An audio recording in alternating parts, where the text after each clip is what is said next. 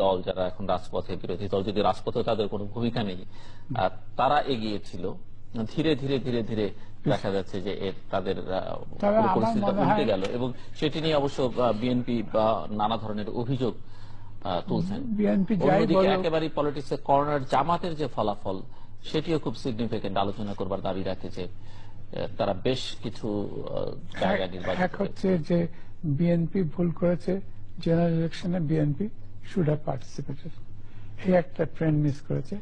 আর জামাত হচ্ছে, জামাত আমরা বেশিরভাগ লোক, আমরা তিনজনে জিজ্ঞেস করেন, আমরা কাউকে জামাত সাপোর্ট করি না, বন্ধু বান্ধব জিজ্ঞেস করেন সবাই জামাতের গেছে, কিন্তু somehow other they have a core একটা পার্টি আছে, পাওয়ারফুল পার্টি।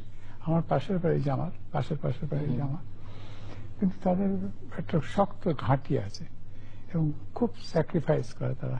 দেখেন না, এত কাণ্ডের পরেও তাদের মধ্যে কারাপশন, জামাতের নিজের মধ্যে কিন্তু কারাপশন নেই।